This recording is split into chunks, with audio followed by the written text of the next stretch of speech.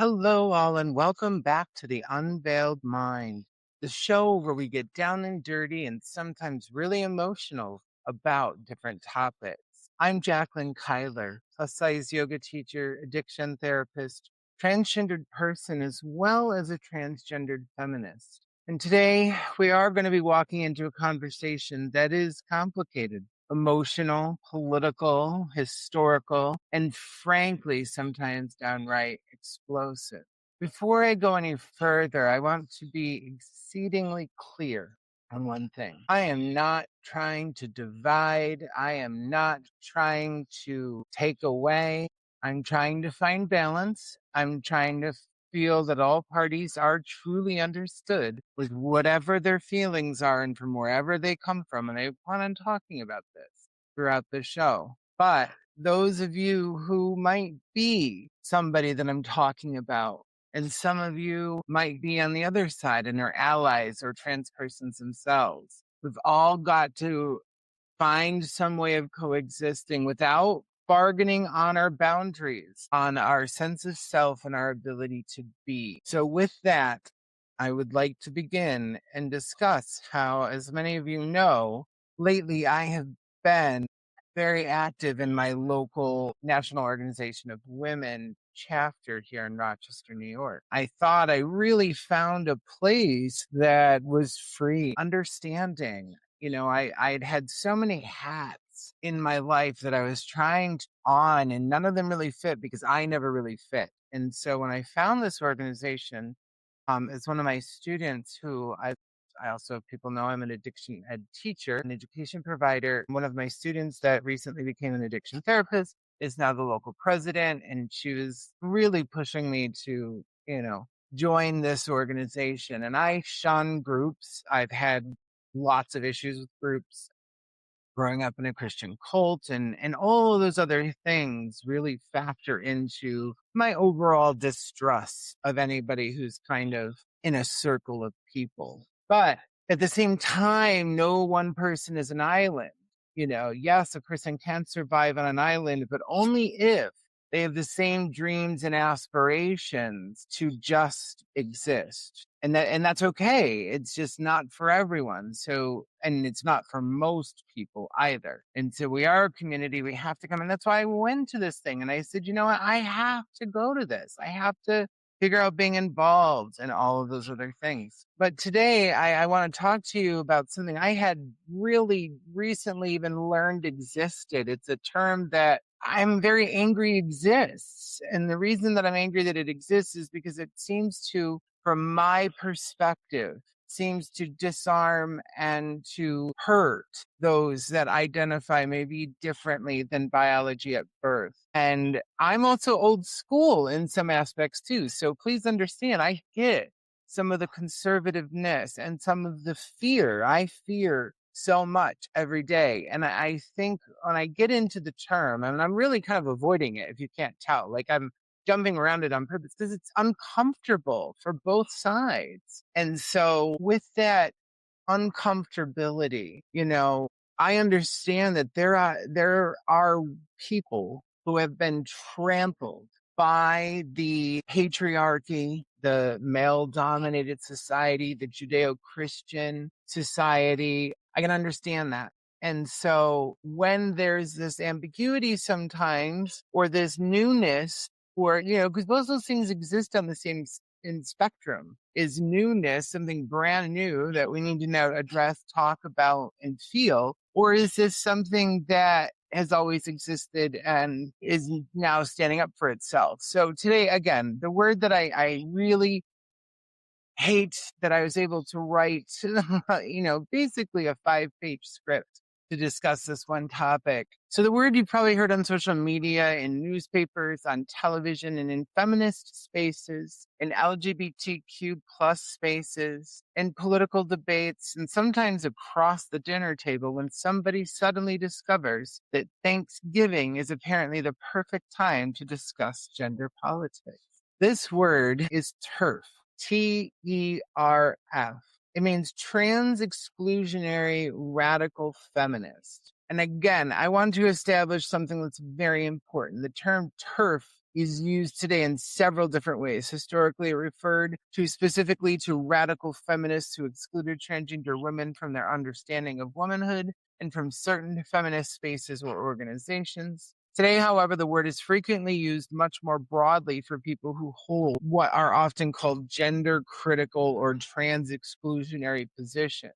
And that's important because feminism is not one giant monolithic blob where every feminist agrees with every other feminist. And I feel like I'm just so desperately looking for a place that is in full agreement, at least on the very basic things of existence and acceptance and kindness. It's a perfect world because feminists argue about everything: race, class, sexuality, marriage, pornography, sex work, motherhood, capitalism, religion, reproductive rights, and now even increasingly gender identity. Today, we're going to really unpack some things and we're going to talk about this. And I hope both sides listen. I want to have a dialogue. I want to find balance. I want you to understand the feelings and maybe genetics or things that are going on inside my physical being story. Not saying you have to accept it and not saying you have to be proud, but don't stand in the way and be a burden because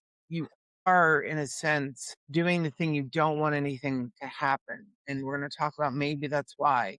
And we have to really learn about how the word TERF emerged and why some people reject the term while others embrace it, how the movement developed politically, and perhaps more importantly, why does this argument even matter? Much like many other things, even the conversation around gender identity, it really brings things in to a deeper argument because underneath all of this screaming on social media is that deeper philosophical questions. Who gets to define womanhood? Is womanhood primarily a biological category, a social category, a political category, an identity, a combination of those things? And who gets to draw that boundary? Now, I also want to clarify here that there are very similar, from my understanding, trans male experiences. However, I don't want to speak on that because I am not that and it deserves its own time. If you are a trans man and you are listening to this episode,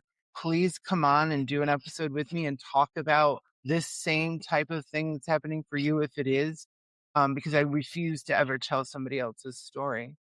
So just knowing that as I'm speaking, if I'm using feminine pronouns and or non-binary pronouns, positive, etc., please know that that's only because I am speaking to my experience, both my personal as well as ones that I've spoken to. And I've not, to my own detriment, had many conversations with trans men. It's for me, not one that crosses very evenly. So, but again, we'll talk about this there. So we've got to start asking ourselves that drawing boundaries around human identity, we need to really ask ourselves who gets put outside the line? Like who looks at this and says, you're in, you're out based on what? What is this conversation about?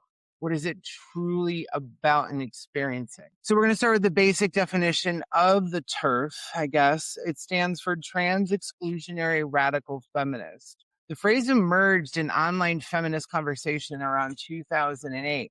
So it's really new, although I will say, if we go back all the way back to even ERA times, Gloria Steinem's time, there was a lot of feminists who really had a problem with trans masculine presenting energies even involved in their space. And so when you're finding your own sense of peace and something comes in that might upset you and it might trigger you, as we talked about last episode, talking about central nervous system and brain system functionality, there's a sense of protection of that community that does emerge, and something that really might scare them or trigger them is in their right to feel uncomfortable. But it's been going on a lot longer, but it just seems that now we've called it this TERF, Trans-Exclusionary Radical Feminist, since 2008. And it was really written by a feminist blogger, Viv Smith. And it's why she's really wildly credited with popularizing the acronym after discussions surrounding Michigan's Women Music Festival and its policy concerning transgender women. Smith had us explain that the acronym was originally intended as a shorthand to distinguish between trans-inclusive radical feminists from those radical feminists who advocated trans exclusion. And I think that history really does matter. I think that even though the acronym itself is relatively young, the arguments behind it, those again are much older. And that distinction is very crucial. Terf is a relevantly recent label. Trans-exclusionary ideas within portions of feminist thought have a much longer history. And that's where our story really kind of gets interesting. To understand the emergence of trans-exclusionary feminism, we have to travel back to radical feminist movements, as I talked about earlier, of the 1970s and the 1980s. Radical feminists emerged from the border of women's liberation movements. And the basic premises was powerful. Women's oppression wasn't simply about individual prejudice. It was structural. It was embedded in institutions, families, sexual relationships, economics, medicine, politics, religion, and the organization of society itself. And so we're looking at, as we were talking about, this bubble that's beginning to being created. So these radical feminists in the 70s and 80s were really kind of coming together and saying, it's not enough. What we have is not enough. Yes, we're gathering together and we've made some strides, but there really is a systemic issue. It's bigger than just focusing on the individual woman or woman. And so that led to this outbranch. And so when that happens, when those things happen in society within culture and mindset, there becomes this set of protection that bounces around the individual. And so that's where we begin to kind of see why some folks truly attack when they are a very liberal, kind, meaningful person, but feel very attacked because we've are to them from their perspective, right or wrong. They're seeing me and other trans people as threats to this society that helped them find their own identity.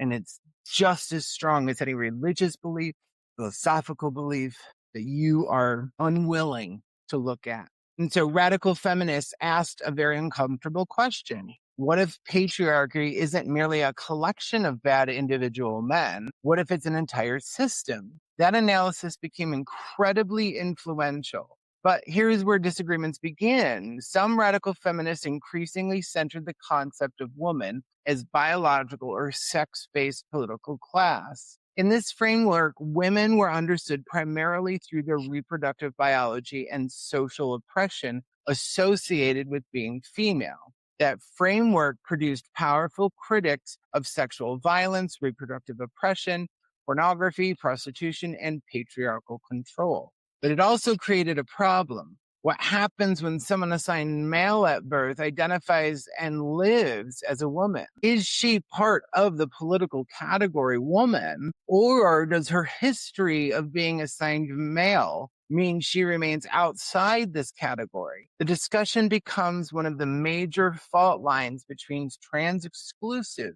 and trans-exclusionary feminists. We're going to talk about Mary Daly, Janice Raymond, and Sheila Jeffreys. And these are folks that you've probably not heard of unless you're fairly, really versed in radical feminist theory. But what they have been bringing to this table is really interesting because they're part of several writers that became particularly influential in developing trans-exclusionary arguments. Among them were, again, Mary Daly, Janice Raymond, and Sheila Jeffreys. Their arguments were not identical, and we shouldn't flatten them with one giant ideological pancake, because even within these trans-exclusionary radical feminists, there are frameworks and hierarchies and deep belief systems versus topical. And again, we're going to get into that. But it really contributed to these works that were coming out. So Janice Raymond in 1979 book, The Transsexual Empire, became particularly influential in the trans-exclusionary feminist thought.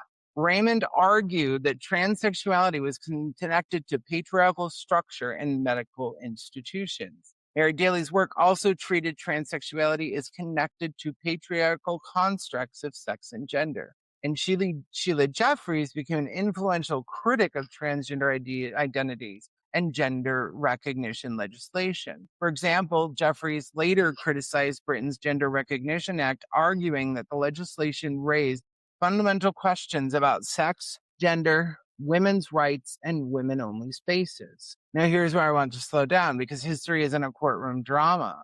We don't have to pretend that these writers had no influence simply because we disagreed in their conclusions. Also, we don't have to accept that their conclusions simply because they were influential. We can study an idea without endorsing it. That's the intellectual history is supposed to do. We read the things that make us uncomfortable. We expose ourselves so we can understand. Because if we can get to an understanding, we can at least cohabitate. We don't have to agree. The only way to really make the brain not to see anyone outside of your set tribe is to have some way of disarming them mentally from being an outside threat, especially if they refuse to conjoin to your set group of cultural people.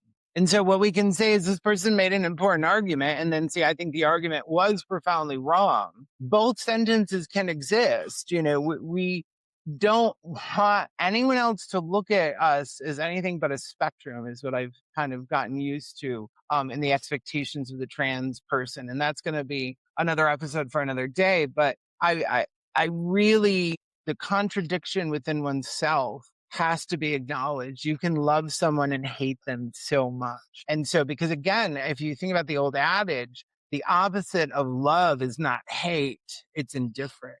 If someone hates you, there's cause, there's passion, there's emotion there. There's sometimes fear, both for themselves or you. And so, but indifference is they're not even thinking of you. You are so insignificant to them that you don't even come up. So we're going to talk about one of the controversies that helped bring the Terf terminology into existence. And this really goes back to the Michigan Women's Music Festival. So when we're talking about this is also called Mitch Fest, was an annual women's music festival. It became associated with a controversial policy concerning transgender women. And this is where the debate became emotionally charged, because imagine what each side believes in happening. One group says women need spaces where they can organize without male presence, period. The others say trans women are women and excluding them from women's spaces is discrimination. Now, both sides are using the language of safety. Both sides are using language of liberation. Both sides believe they're protecting something. And that's what makes the argument so difficult, because political conflicts are often easiest when one side believes it's protecting something and the other side believes it's protecting something else. And the question becomes, whose protection counts? And so then we're looking at the birth of this word TERF. And it's around 2008. And so Viv Smith, as we talked about earlier, was participating in online feminist discussion and wanted a shorthand term to, again, distinguish trans-exclusionary radical feminists from radical feminists who support transgender inclusion. And so she was looking for this way to make it simpler. And so the phrase became trans-exclusionary radical feminist TERF. Smith later explained that she believes she may have simply been the first person whose usage remained publicly searchable. She also emphasized that she did not necessarily intend the acronym to become an enormous political term. It eventually did become. And that's the thing, because it borders so closely on a violent response to someone who, right or wrong, is coming from a place of not feeling safe. And so name calling doesn't work. And so I think boundaries, protection, but you have to keep yourself away from these things, in my opinion. I understand Smith trying to educate, but I think we need to push people maybe mentally a little bit. And so if saying trans exclusionary radical feminist is really hard for you, I think that that's more the problem, is we have folks who really aren't educated. So when they have someone that comes through with information, they don't understand it. It becomes another layer. Look at the foreign language that they're using, and it attacks that sense of social bubble. And I'm not trying to please. I go back and forth because I wanted to be all piss and vinegar and hell and brimstone in this, but I'm tired, and I think all of us are tired. And so with that tiredness, we have to find a way to coexist in some form. You are not allowed to hurt. Your voice against me shall not be louder than it is for me. We shall have equal opportunities, but we need to not succumb to taking away another person's safety, no matter who it is. And so the fascinating part is it really did take off because sometimes language escapes its creators. You create a word, the internet gets a hold of it, and suddenly the word has a life of its own. Terf becomes increasingly common in online feminist and transgender discussions. Then social media exploded: Twitter, Tumblr, Reddit, YouTube, TikTok, Instagram, Facebook. And suddenly a relatively niche feminist dispute became part of a much larger cultural war. And so then we move from radical feminist to gender critical. And it's another move in a historical development. The modern movement is not exclusively radical feminist. That's one reason many scholars now distinguish between historical trans-exclusionary radical feminism and the broader contemporary gender critical movement. Research published in recent years describes today's movement as a coalition that can include radical feminists, liberal feminists, conservative activists, social conservatives, and people with little or no connection to historical radical feminism. So when someone says TERFs are radical feminists, that may describe the original terminology, but it doesn't necessarily describe everyone who is now called the TERF. And when someone says everyone who is gender critical is a radical feminist, again, that's historically inaccurate. The political coalition has broadened, and that's one reason the debate has become so confusing. So what do gender critical feminists argue? And so what they really argue about is we're going to be criticizing an ideology. We really should understand it. And so a common gender critical position is that biological sex is fundamental to a women's political oppression. The argument generally goes something like this: women are oppressed because they're female. Pregnancy happens to female bodies. Certain forms of sexual violence disproportionately target females. Reproductive control affects female bodies. Historically, women were excluded from political power based on sex. Therefore, gender critical feminists argue that sex must remain an important category in law, politics, statistics, and women's organizing. And some even go further. They argue that trans women are not female and therefore should not automatically be included in every category, space, organization, or policy designated for women. Some also oppose legal recognition, systems based on self-identification.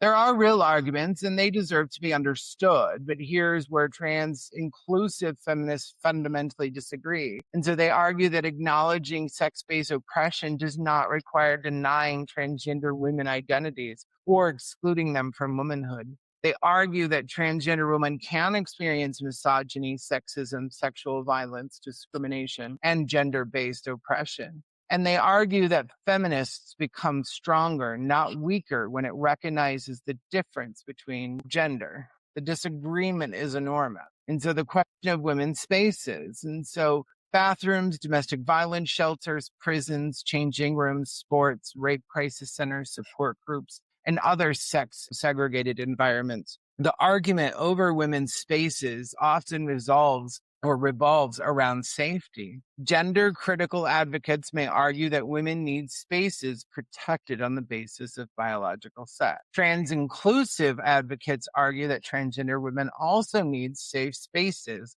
and that blanket exclusion can expose trans women to discrimination, harassment, and violence. And the really uncomfortable part is real people are affected. This isn't just philosophy where, the answers to the universe are very important, but right now I have to live in this physical being equally. So I need to spend equal time in both the ether and the physical body. And so if a law changes, somebody's life changes.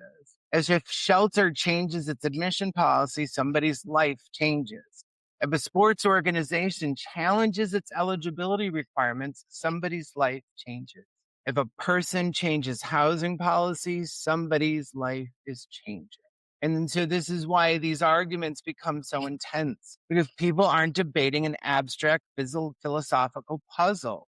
They're debating people's bodies, people's safety, identities, and people's dignity. The problem is really the politics of transgender rights. And so the debate expanded dramatically once governments began considering transgender rights legislation. In Britain, for example, debates surrounding the Gender Recognition Act became particularly important.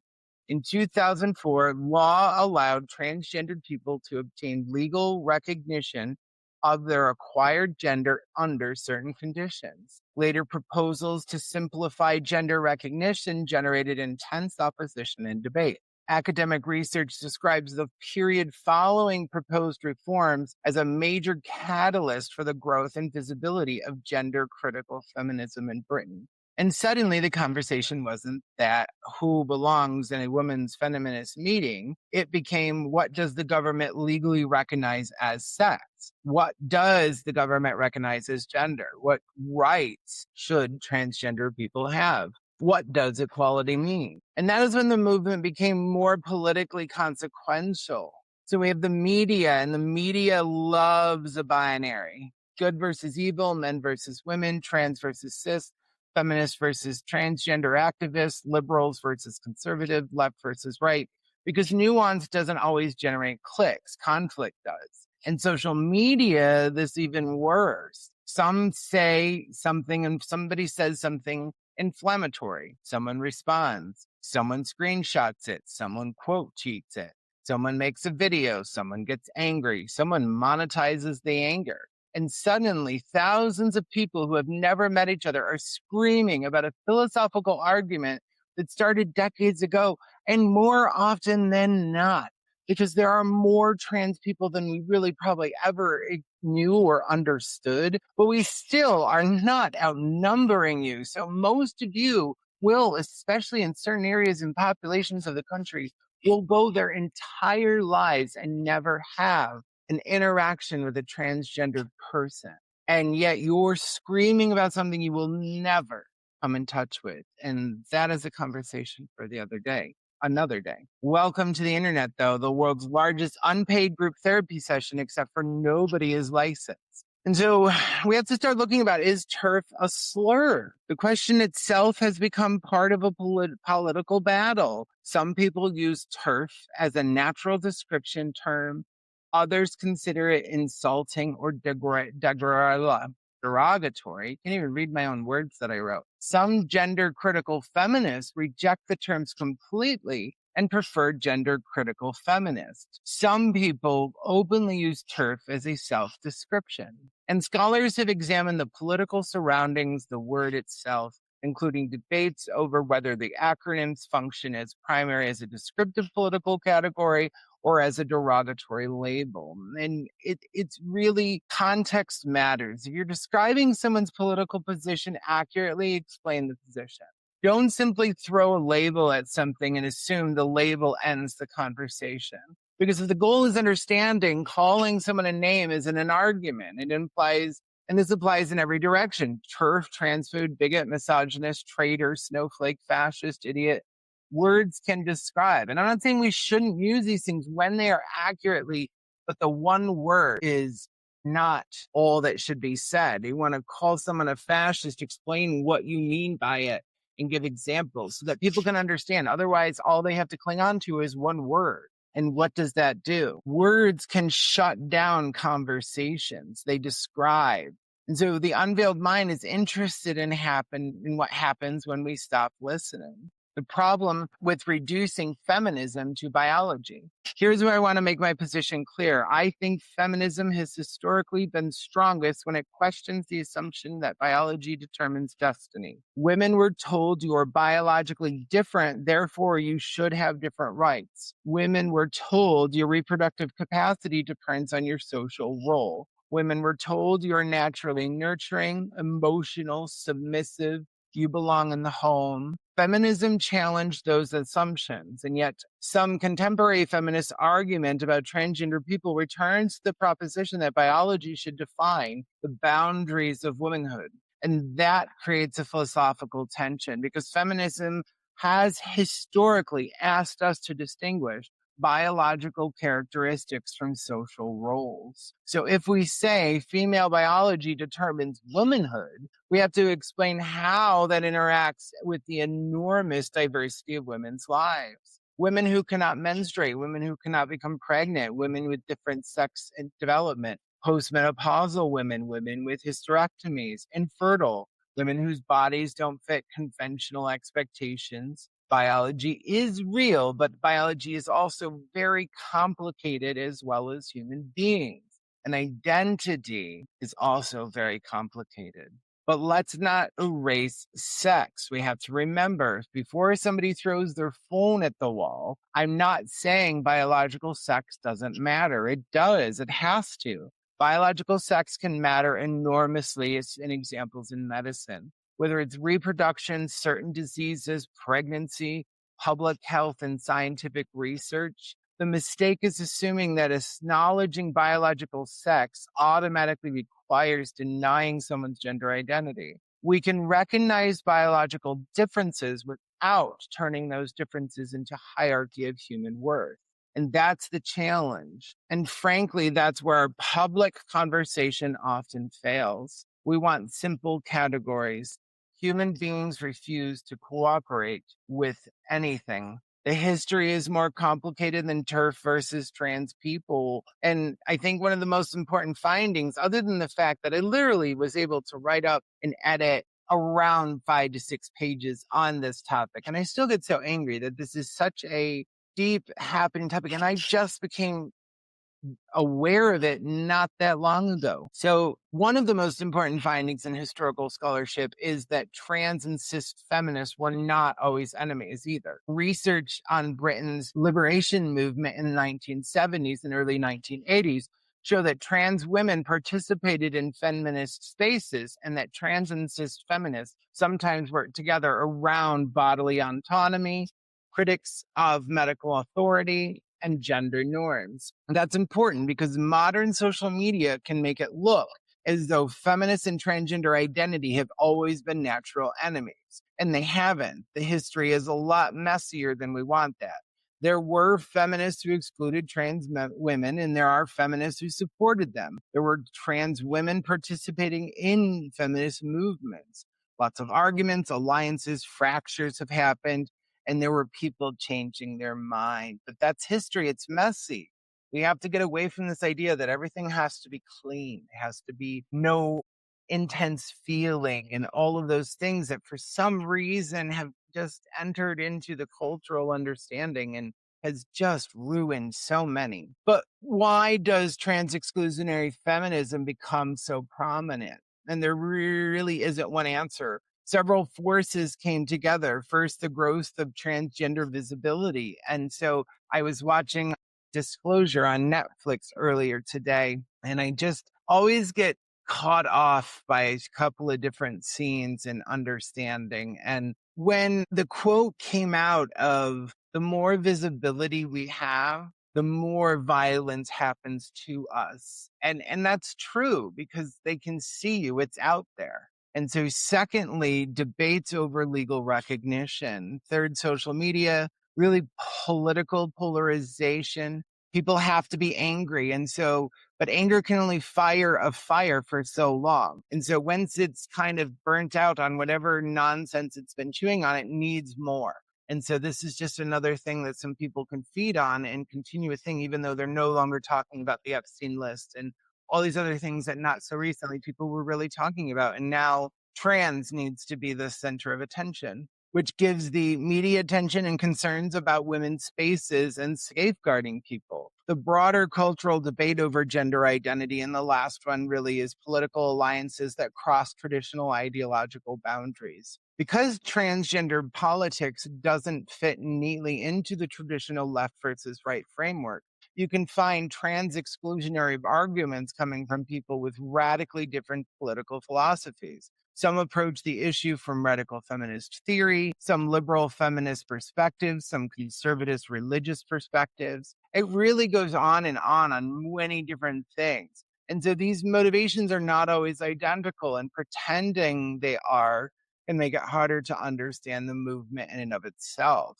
So, but its influence is where it really gets kind of messy and a little bit scary for some of us, because regardless of whether you agree with the trans-exclusionary radical feminist politics, the movement has influenced public conversation. It has affected feminist organizations. I opened this conversation up today with an interaction I had with the National Organization of Women, where somebody came in and wrote a pretty detailed article and spoke as a medical provider, which they're a physician's assistant. And they really tried to keep it on a scientific level. And their information was it was accurate and inaccurate at the same time. There's pieces that need longer conversation. It's not so black and white, but it really could have been moving people that it would never have moved before. This physician who's openly gay is a woman, cis woman, and a part of the feminist movement of the National Organization of Women. And so it really kind of affected so many things, especially for me. And it has, again, become a broader political movement around gender critical feminism.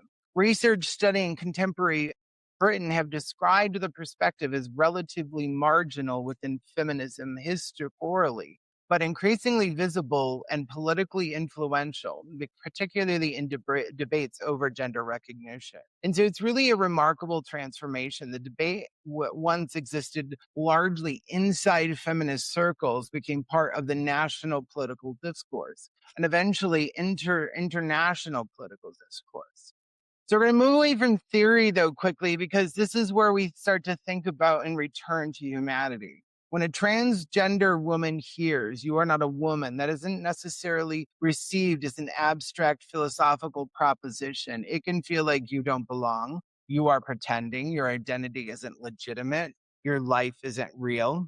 And when a woman hears your concerns about sex-based safety are transphobic, she may hear your experiences don't matter. Your fear doesn't matter. Your feminist analysis is invalid.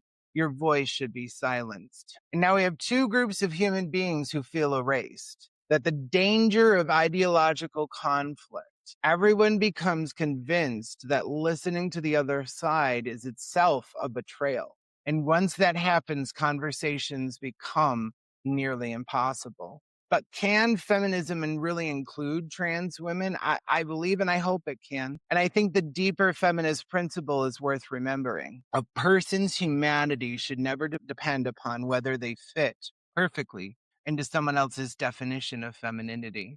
Feminism's challenged the idea that women must have a certain way. It challenged compulsory motherhood. It challenged compulsory heterosexuality. It challenged gender roles that were extremely rigid. It challenged the idea that women exist for men's benefit alone. And trans-inclusive feminists extends that critique by asking whether gender itself should be treated as a rigid social destiny. But, and this is important, trans-inclusive feminists doesn't have to mean pretending biology never matters. It means refusing to treat biological difference as a justification for denying someone's humanity. That's the distinction worth preserving. And what can we learn from all this?